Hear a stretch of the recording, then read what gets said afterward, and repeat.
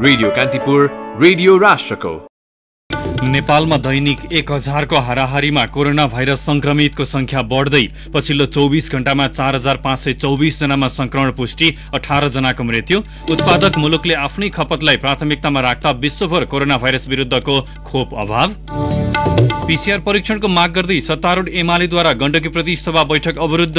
मुख्यमन्त्री विरुद्धको अविश्वास प्रस्ताव माथिको मतदानमा फ्लोर क्रस हुने आकलन सहित सांसदहरूमाथि विपक्षी दलको विशेष निगरानी। धितोपत्र बजारमा आज 92.46 अङ्कको वृद्धि, कारोबार रकममा भन्ने उच्च गिरावट।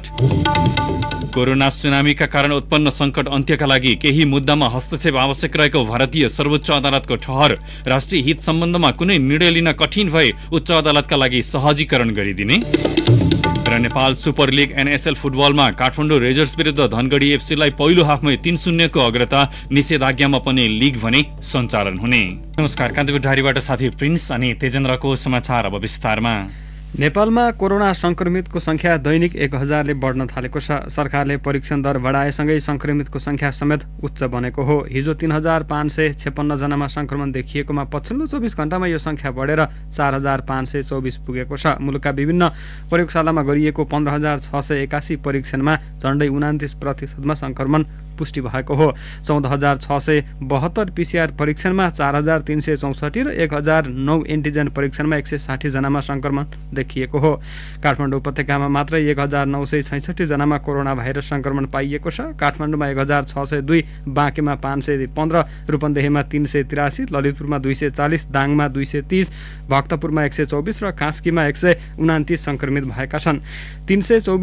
384 जना बालबालिकामा संक्रमण देखिएको छ भने 20 देखि 29 वर्ष उमेर समूहका 1126 र 30 देखि 39 वर्ष उमेर समूहका 1115 जनामा संक्रमण पुष्टि भएको छ। सक्रिय संक्रमित पनि बढेर 26225 पुगेका छन्। सबै 77 जिल्लामा सक्रिय संक्रमित रहेको बताउँदै स्वास्थ्य मन्त्रालयले काठमाडौँ, ललितपुर, भक्तपुर, चितवन, मोरङ, पर्सा, कास्की, दाङ, बाँके र रूपन्देहीमा 500 बढी संक्रमित रहेको उल्लेख गरेको छ। मुलुकभरका विभिन्न अस्पतालमा 315 जनाको आइसियुमा र 84 जनाको भेन्टिलेटरमा उपचार भइरहेको छ। संक्रमणबाट थप 18 जनाको मृत्यु भएको छ। 12 जनाको मृत्यु 24 घण्टाभित्र भएको हो भने स्वास्थ्य तथा जनसङ्ख्या मन्त्रालयले थप 6 जनाको मृत्यु अद्यावधिक गरेको हो। संक्रमणमा नेपालमा 3194 जनाले ज्यान गुमाएका छन्। स्वास्थ्य तथा जनसङ्ख्या मन्त्रालयले स्वास्थ्यकर्मीलाई लामो विधामा नबस्न आग्रह गरेको छ। कोरोना संक्रमणको दोस्रो लहर उच्च भएकाले स्वास्थ्य सेवालाई प्रभावकारी बनाउन जनशक्ति आवश्यक पर्ने भएकाले लामो विधामा नबस्न र बसेका स्वास्थ्यकर्मीलाई तत्काल काममा फर्कन मन्त्रालयले आग्रह गरेको हो। मन्त्रालयका सहप्रवक्ता समीर कुमार अधिकारीले विज्ञप्ति जारी गरी अस्पतालमा कार्यरत जनशक्तिमा 50% पालो निर्धारण गरी सेवा प्रवाह गर्ने व्यवस्था मिलाउन आग्रह गर्नुभएको छ। मन्त्रालयले रिक्त पदमा तत्काल नियुक्तिको प्रक्रिया अघि बढाउन पनि भनेको छ। मन्त्रालयले आवश्यक स्वास्थ्य सामग्रीको व्यवस्थापन गर्न मातहतका निकायमा निर्देशन पनि दिएको छ। उपलब्ध अस्पताल, शय्या, जनशक्ति, संक्रमितको संख्या हेरी अस्पताललाई बहिरङ्ग सेवा, ओपीडी लगायतका सेवा बन्द गरी आकस्मिक सेवा प्रवाह गर्न अस्पताललाई निर्देशन दिइएको छ। कोभिड-19 को संक्रमण रोक्न स्वास्थ्य मन्त्रालयले तोकेको सुरक्षा मापदण्डलाई कार्यान्वयन गर्न नेपाल प्रहरीले सञ्चालन गरेको तपाईको मास्क खै लगायतका अभियान प्रभावकारी देखिएका छन्। कोरोना संक्रमण रोकथाम तथा नियन्त्रणका लागि नेपाल प्रहरीले देशभर नै यस्ता अभियान सञ्चालन गरिरहेको छ। माइकिङ र प्लेकार्ड सहित पछिल्लो 24 घण्टामा गरिएका 702 वटा सचेतनामूलक कार्यक्रमबाट 1,47,295 जना लाभान्वित भएको प्रहरी प्रधान कार्यालयले जनाएको छ। पछिल्लो 24 घण्टामा 11,722 जनालाई प्रहरीले निशुल्क मास्क वितरण गरेको पनि प्रहरी प्रधान कार्यालयले जनाएको छ। प्रधान कार्यालयका अनुसार मास्क नलगाई हिडडुल गर्ने 23,941 जनालाई होल्डिङ जोनमा राखी सम्झाइ बुझाइ पठाइएको छ। साथै तोकिएको मापदण्ड उल्लङ्घन गर्ने 1465 जनालाई संक्रामक रोग ऐन 2020 बमोजिम जरिवाना गरिएको छ। कोभिड-19 को दोस्रो लहरबाट सिर्जित हुन सक्ने समस्या र चुनौतीलाई दृष्टिगत गरी अभियान चलाइएको प्रधान कार्यालयले जनाएको छ। यस किसिमका अभियानले संक्रमण रोकथाम तथा नियन्त्रणका लागि भूमिका खेलेको बुझाइ पनि प्रधान कार्यालयको छ। अब कान्तिपुर सविस्तार। कान्तिपुर सविस्तार। विश्वभर नै कोरोना संक्रमण दर पुनः तीव्र गतिमा बढिरहँदा खोप उत्पादन र आपूर्ति भने सुस्त देखिएको छ। सीमित कम्पनीले मात्र उत्पादन गर्ने र उत्पादक मुलुकले आफ्नै खपतलाई प्राथमिकतामा राख्दा खोपको अभाव विश्वभर नै छाएको हो। विश्वभर उत्पादन भएको खोपमा समेत धनी मुलुकको बढी पहुँच देखिन्छ। विश्व स्वास्थ्य संगठनले खोपको समानान्तर वितरण हुनुपर्नेमा जोड दिइरहे पनि त्यस्तो नहुँदा कम विकसित र विकासोन्मुख मुलुकहरूले बढी शास्ति खेपिरहेका छन्। धनी मुलुकले आफ्नो आर्थिक पहुँचका आधारमा खोप खरिदका लागि अनेकन प्रयास गरिरहँदा पनि पर्याप्त नभएको सन्दर्भमा मध्यम आय भएका र गरीब मुलुकका लागि त्यो झन कठिन बन्दै गएको छ। नेपालमा कोभ्याक्स अन्तर्गतको अनुदान र खरिद गरिएको समेत गरी हालसम्म 20 लाख बढीले पहिलो डोजको खोप लगाइसकेका छन्। 3,53,000 बढीले खोपको दुवै मात्रा पूरा गरिसकेका छन्। थप 10 लाख खोप खरिद गरिए पनि त्यो आपूर्ति नहुँदा खोप कार्यक्रम नै प्रभावित हुने जोखिम बढेको छ। स्वास्थ्य तथा जनसंख्या मन्त्रालयका सहप्रवक्ता डाक्टर समीर अधिकारी 10 लाख खोप हामीले पैसा तिरेको आइमा दिएको खोप छ। त्यसभन्दा बाहेक अरू कोभ्याक्स सुविधाबाट आउने खोपहरू पनि आइपुगेको आउने क्रममा छ। अरू प्रक्रियाको खोपहरू पनि हामी प्रयासरत छौँ। प्रोडक्सन नै कम भएर पहिला प्रोडक्सनबाट जति स्टोरेज थियो त्यो स्टोरेज अरू देशमा पठाउँदा उनी आफ्नैमा समस्या हुने गर्छ किन नआओस्। कम विकसित, विकासशील र विकसित मुलुकमा खोपको समान वितरण गर्नका लागि भनेर विश्व स्वास्थ्य संगठन WHO ले गाभी, सेपी लगायत सहयोगी संस्थाहरूको सहकार्यमा कोभ्याक्स स्थापना गरेको छ। कोभ्याक्सले कोभिड-19 विरुद्धको खोप विकास, उत्पादन तथा निष्पक्ष र समान पहुँचको सुनिश्चितता गर्ने लक्ष्य लिएको छ। वितरण सहकार्य युनिसेफले गरिरहेको छ। हालसम्म विश्वभर 80 करोड़ बढी खोप उत्पादन भइसकेको छ, जसमध्ये कोभ्याक्स अन्तर्गत 100 बढी मुलुकमा 4 करोड़ खोप वितरण गरिसकेको WHO ले जनाएको छ। कुनै पनि मुलुकको जनसंख्याको कम्तीमा 20% लाई खोप पुर्याउने लक्ष्य कोभ्याक्सको हो। तर उत्पादक मुलुकहरूबाटै आवश्यक मात्रामा खोप प्राप्त नहुँदा गरीब मुलुकहरूले न्यूनतम खोप समेत प्राप्त गर्न सकेका छैनन्। कोभिड-19 को महामारी अन्त्य गर्न सबै मुलुकमा खोपको समान पहुँच हुनुपर्ने WHO का प्रमुख टेड्रोस अधानम गेब्रेसस बताउँछन्। यसको समाधान सिधा छ। जीवन रक्षाका लागि स्रोत नियन्त्रण गर्ने मुलुक र कम्पनीहरू हामीलाई आवश्यक छ। यसको अर्थ कोभिड-19 का सामग्रीमा पहुँचका लागि आर्थिक स्रोत बाँडफाँड गर्नु हो। धनी मुलुकहरूलाई मात्र होइन, अति जोखिममा रहेकाहरूलाई पनि समान रूपमा खोप बाँडफाँड गर्नु हो। साथै वितरक मुलुकहरू पनि बहुराष्ट्रिय खोप वितरणमा पारदर्शी हुन जरुरी छ। खोप उत्पादन बढाउन प्रविधि र बौद्धिक सम्पत्ति पनि बाँडफाँड गर्नुपर्छ। हालसम्म सबैभन्दा धेरै इजरायलमा कुल जनसंख्याको झण्डै 65% लाई खोप दिइसकिएको छ। यस्तै संयुक्त अरब इमिरेट्स र बेलायतमा 50 तथा अमेरिकामा 40% बढीले खोपको दुवै डोज लगाइसकेका छन्। युरोपमा 20% हाराहारीले खोप लगाएका छन्। अन्य क्षेत्रमा भने खोप लगाउनेको संख्या न्यून छ। जोखिमका आधारमा खोप वितरण गरिनुपर्ने भए पनि धनी मुलुकले मात्रै खोपको अधिकांश परिमाण खपत गर्नु दुःखद भएको त्रिविका प्राध्यापक एवं सूक्ष्मजीव विज्ञ डाक्टर प्रकाश घिमिरे बताउँछन्। जसले जहाँ उत्पादन गरे पनि संसारका सबभन्दा बढी जोखिम भएका व्यक्तिहरूलाई पहिला दिनु पर्यो। त्यो भन्दै गर्दाखेरि गरिब देशमा जसमा भ्याक्सिन प्रोडक्सन हुन सक्दैन, त्यो देशले आफ्नो प्रायोरिटीमा राखेको ग्रुपलाई चाहिँ पहिला कभरेज गर्यो भने मात्रै धनी देशका नि बाँच्ने हुन्। किनभने गरिब देशका मान्छे पनि धनी देशमा जाने हो नि त। यो त फेरि एकबाट आपसमा सरुवा हुँदै विभिन्न देशमा गइसकेका छ। त्यसकारण रिस्क बेस्ड अप्रोचमा धनी गरिब, रातो कालो हरियो पहेँलो नछुट्याइकन दिनुपर्ने भन्ने हो। सन् 2020 भन्दा 2021 मा केही प्रगति हासिल भए पनि कोरोनाकै कारण 37% मुलुकको नियमित खोप सेवामा समेत अवरोध उत्पन्न भएको WHO ले जनाएको छ। कोरोनाकै कारण 50 मुलुकमा जीवन रक्षक खोप अभियानहरू नै स्थगित भएका छन्। दादुरा, पोलियो, कालाजार जस्ता रोग विरुद्धको जीवन रक्षक खोप कार्यक्रम रोकिँदा 22 करोड़ 80 लाख मानिस जोखिममा परेको WHO को प्रतिवेदनले देखाएको छ। नेपालमा हालसम्म यस्तो अवस्था नआए पनि जोखिम भने रहेको स्वास्थ्य मन्त्रालयका सहप्रवक्ता डाक्टर अधिकारी बताउँछन्। हाम्रो खोप कार्यक्रमहरू धेरै समस्या भएको छैन। त्यसपछि हामीले जुकाको औषधि खुवाउने भिटामिन ए कार्यक्रम पनि सञ्चालन गर्यौं। महामारीका बिचमा पनि गरेन भने पनि फेरि त्यो अर्को समस्या अर्को जन्मेर आउँछ। अहिलेसम्म हामीमा त्यस्तो धेरै समस्या भएको छैन। नहोला भन्न सकिन, तर भइसकेको छ। कोभिड-19 को चुनौती सामना गर्न र सहयोग जुटाउन भन्दै WHO, युनिसेफ, गाभी र अन्य सहयोगी संस्थाले खोप एजेन्डा 2030 सार्वजनिक गरेका छन्, जसले खोप प्रणालीलाई मजबुत बनाई जीवन रक्षालाई थप प्रभावकारी बनाउने महत्वाकांक्षी विश्वव्यापी रणनीति लिएको छ। यो रणनीति बालबालिकादेखि वृद्ध-वृद्धासम्मलाई खोप लगाउनेमा केन्द्रित छ। यो एजेन्डा पूर्ण रूपमा कार्यान्वयन भएमा सम्भावित 5 करोड़ मृत्युलाई रोक्न सकिन्छ। खोपको प्रभावकारी र समानान्तर वितरणले कोरोनाका कारण विश्व अर्थतन्त्रमा निम्त नसक्ने सम्भावित मासिक 3 खर्ब 75 अर्ब डलर क्षति रोक्न सक्ने अनुमान गरिएको छ। यी एजेन्डा कार्यान्वयन गर्दै विश्वबाटै कोरोना संक्रमणको महामारी रोक्न विशेष गरी शक्ति राष्ट्रहरूले महत्वपूर्ण भूमिका निर्वाह गर्नुपर्छ। रेडियो कान्तिपुरका लागि प्रतीक्षा खनाल। कान्तिपुर सविस्तार। कान्तिपुर सविस्तारपछि कान्तिपुर डायरीमा ब्रेकको पालो। ब्रेकपछि कान्तिपुर डायरीमा अब बाँकी प्रसङ्ग। सत्तारूढ दल नेकपा एमाले अवरोध गरेपछि गण्डकी प्रदेशसभा बैठक भोलि दिउँसो 1 बजेसम्मका लागि स्थगित भएको छ। प्रदेशसभा सदस्यको पीसीआर परीक्षण गर्नुपर्ने माग गर्दै एमाले प्रदेशसभाको आजको बैठक अवरुद्ध गरेको हो। एमाले अवरोध गरेपछि सभामुख नेत्रनाथ अधिकारीले 20 मिनट बैठक स्थगित गरी कार्यव्यवस्था परामर्श समितिको बैठक बोलाउनु भएको थियो। कार्यव्यवस्थामा समेत सहमति नभएपछि बैठक भोलिसम्मका लागि स्थगित भएको हो। सरकार ढल्ने निश्चित भएपछि एमाले सत्ता लम्ब्याउनको लागि पीसीआर परीक्षणको बहाना बनाउँदै संसद अवरुद्ध गरेको प्रतिपक्षी दलले आरोप लगाएका छन्। हिजो सुरु भएको विशेष अधिवेशनमा मुख्यमन्त्री पृथ्वी सुब्बा गुरुङ विरुद्धको अविश्वासको प्रस्तावमाथि छलफल गर्ने कार्यसूची छ।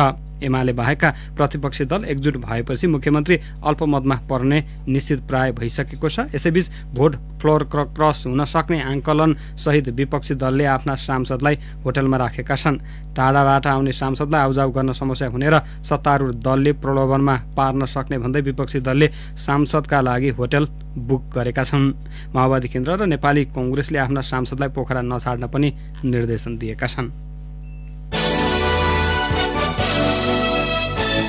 निर्वाचन आयोगले सरकारसँग आसन्न राष्ट्रिय सभा सदस्य उपनिर्वाचनका लागि 1,61,30,000 रुपियाँ माग गरेको छ। आयोगको आज बसेको बैठकले राष्ट्रिय सभा सदस्य उपनिर्वाचन सञ्चालन आर्थिक कार्यविधि तयार गरी सोही बमोजिम सरकारसँग रकम माग गरेको हो। निर्वाचन आयोगले 2073 को दफा 27 र 28 बमोजिम रकम निकासा गर्न अर्थ मन्त्रालयलाई आजै पत्राचार गरिएको आयोगका प्रवक्ता राजकुमार श्रेष्ठले जानकारी दिनुभयो। यस्तै आयोगले आसन्न उपनिर्वाचनका लागि निर्वाचन अधिकृत पनि तोकेको छ। राष्ट्रिय सभा सदस्य निर्वाचन 2075 को दफा 7 बमोजिम न्याय परिषदको परामर्शमा प्राप्त नामावलीका आधारमा मकवानपुर जिल्ला अदालतका न्यायाधीश दिल्ली रत्न श्रेष्ठलाई निर्वाचन अधिकृत चयन गरिएको आयोगले उल्लेख गरेको छ। गोरखामा भूकम्पले क्षति पुर्याएका 60,552 घर पुनर्निर्माण भएका छन्। 6 वर्षको अवधिमा क्षतिग्रस्त 70,000 भन्दा बढी निजी संरचनामध्ये 60,500 बढी घरले तेस्रो किस्ता लिनु सन्तोषजनक भएको राष्ट्रिय पुनर्निर्माण प्राधिकरणको दाबी छ। भूकम्पले भत्किएका संरचना त बने तर मौलिकता भने हराएको छ। गोरखाबाट सहकर्मी हरिराम उप्रेतीको रिपोर्ट। गुजुमुच्च बस्ती लाउरीहरूको गाउँ 6 वर्ष अघि 2072 वैशाख 12 गते शनिबार 11:56 मिनेटमा बारपाक केन्द्रबिन्दु बनेर 7.6 म्याग्निच्युडको भूकम्प गएपछि इपिसेन्टर बारपाक विश्वभर चर्चामा छ। धरती हल्लिएर भएको मानवीय र भौतिक क्षति बारपाकवासीको मानसपटलबाट अझै हट्न सकेको छैन। भूकम्पको 6 वर्षको अन्तरालमा बारपाकमा भूकम्पले भत्काएका निजी आवास ठडिएका छन् तर मौलिकता गुमाएर 1300 घरधुरी मध्ये झण्डै 600 आरसीसी घर बनेका छन्। भूकम्पपछि बारपाकमा धनी र गरिब छुट्टिएको बारपाकका कृष्ण बहादुर गुरुङले बताउनु भयो। गाउँ त पहिलेको त राम्रो थियो। यो भूकम्पको कारणले यहाँ 30-40 वटा पिलर घर ढालेर पैसा नपाएकोले पनि पिलर ठडाएर बलि हुन्छ भने भनिरहेको। राम्रो त ढुङ्गा माटोको घर राम्रो। भूकम्प आउँदाखेरि ढुङ्गा माटोको घर त जडै उखालिदिने रहेछ। त्यही हो। पहिलाको गरिबको धनी भन्ने कुरा थाहा थिएन। अहिले गरिब र धनी सर्लक्कै छुटिसक्यो गाउँमा। अधिकांश घर पुनर्निर्माण भइसक्दा पनि बारपाकमा 20 घर दलित परिवारले अझै घर पाएका छैनन्। बारपाक स्थित डाँडा गाउँ र गैरी गाउँको बस्ती भूकम्पले ध्वस्त बनाएपछि यहाँका स्थानीय सुरक्षित स्थानको खोजी गर्दै थात थलो छाडेर कृषि जलाधार र पशु कार्यालय अन्तर्गतको सरकारी जग्गामा बस्दै आएका छन्। सुकमाया बिक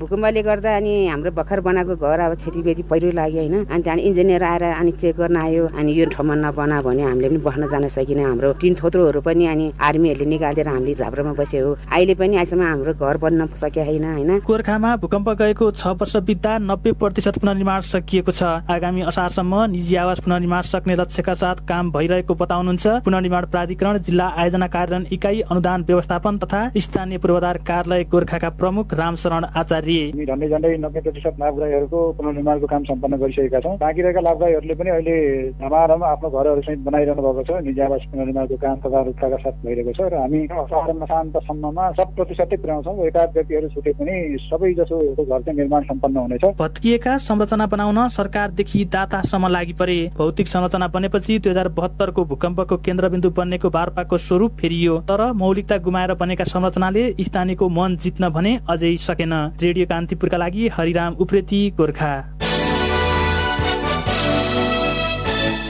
कोरोना संक्रमणको दोस्रो लहर तीव्र रूपमा फैलिरहेको भन्दै प्रतिनिधि सभाको शिक्षा तथा स्वास्थ्य समितिले सरकारलाई 21 बुँदे निर्देशन तथा सुझाव दिएको छ। संसदीय समितिले कोरोना संक्रमण एक व्यक्तिबाट अर्कोमा सर्ने क्रम तोड्नका लागि व्यवस्थित लकडाउन गर्नका लागि सरकारलाई सुझाएको हो।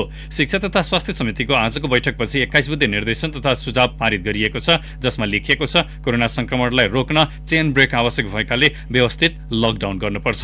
सरकारले पर्सि बिहीबारदेखि लागू हुने गरी पहाडी क्षेत्रका जिल्लामा 200 भन्दा बढी र शहरी क्षेत्रका जिल्लामा 500 भन्दा बढी सक्रिय संक्रमित रहेमा निषेधाज्ञा लगाउने अधिकार स्थानीय प्रशासनलाई दिएको थियो। संसदीय समितिले भने व्यवस्थित रूपमा लकडाउन गर्नका लागि सुझाएको हो। अब केही समाचार संक्षेपमा। जिल्ला प्रशासन कार्यालय कैलालीले पर्सि बिहीबार बिहानदेखि जिल्लाभर लकडाउन गर्ने निर्णय गरेको छ। जिल्ला कोभिड व्यवस्थापन समितिको सिफारिसमा जिल्ला प्रशासन कार्यालय कैलालीले वैशाख 16 देखि 22 गतेसम्म लकडाउन गर्ने निर्णय गरेको हो। कञ्चनपुरमा कोरोना संक्रमण उच्च भएपछि स्थानीय बजार आधा दिन मात्रै खुला गरिने भएको छ। जिल्ला विपद व्यवस्थापन समितिको बैठकले आजदेखि महेन्द्रनगर लगायत जिल्लाका ग्रामीण बजारहरू आधा दिन मात्रै खुला गर्ने निर्णय गरेको हो। मकवानपुर प्रशासनले पनि कोरोना महामारीलाई ध्यानमा राख्दै अब बार अनुसार नागरिकलाई सेवा प्रदान गर्ने जनाएको छ।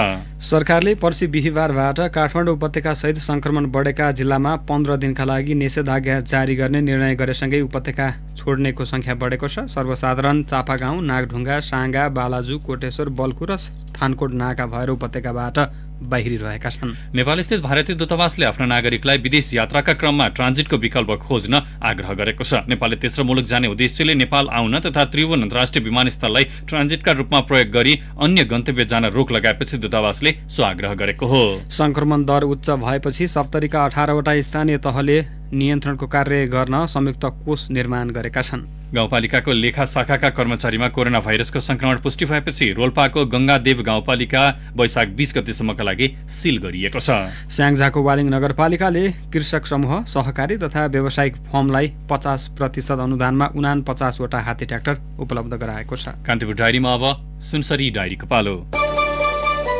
सुनसरी डायरीबाट प्रदीप मेन्याङको नमस्कार। कोरोनाको दोस्रो लहर बढेसँगै सुनसरीमा 5 जना संक्रमितको मृत्यु भएको छ। धरान स्थित बीबी कोइराला स्वास्थ्य विज्ञान प्रतिष्ठानको तथ्याङ्क अनुसार पछिल्लो एक साता यता 5 जनाको मृत्यु भएको हो। हिजो सोमबार मात्र 3 जनाको मृत्यु भएको हो। यसैबीच सुनसरीमा कोरोना संक्रमितको संख्या 8440 पुगेको छ। कोरोनाको दोस्रो लहर सुरु भए यता 159 जना नयाँ संक्रमित थपिएका छन्। अभिभावकको विरोधपछि धरान उपमहानगरपालिकाले कक्षा 5 देखि माथिको परीक्षा अर्को सूचना जारी नभएसम्मका लागि स्थगित गरेको छ। केन्द्र सरकारले कोरोना महामारीको कारण सबै परीक्षा स्थगित गर्ने निर्णय गरे पनि धरान उपमहानगरले भने परीक्षा लिने निर्णय गरेको थियो। परीक्षा सञ्चालन गर्ने निर्णय गरेको भोलिपल्टै आज धरान उपमहानगरपालिकाले सबै परीक्षाहरू स्थगित गर्ने निर्णय गरेको हो। उपमहानगरपालिकाका शिक्षा महाशाखा प्रमुख रत्नबहादुर कटुवालले आजदेखि लिने भनिएको कक्षा 5 भन्दा माथिको परीक्षाहरू अर्को सूचना नभएसम्मको लागि स्थगित गरिएको बताउनुभयो।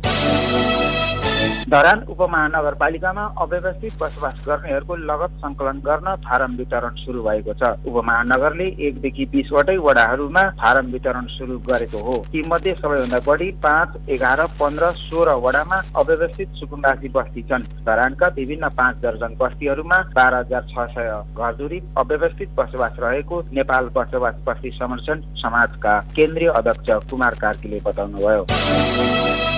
बीबी कोइराला स्वास्थ्य विज्ञान प्रतिष्ठानका विद्यार्थीहरूले इन्टरनेट सेवा प्रदायक सुविसुको प्रतिष्ठान स्थित कार्यालय र इन्टरनेट सम्बन्धी प्रतिष्ठानकै नियामक निकाय कम्प्युटर सेक्सनमा आज तालाबन्दी गरेका छन्। विद्यार्थीहरूले 48 घण्टे अल्टिमेटम दिँदै सुविसुको विकल्प नदिए उपकुलपति, शिक्षा अध्यक्ष, अस्पताल निर्देशक लगायत पदाधिकारीको कक्षमा समेत तालाबन्दी गर्ने चेतावनी दिएका छन्।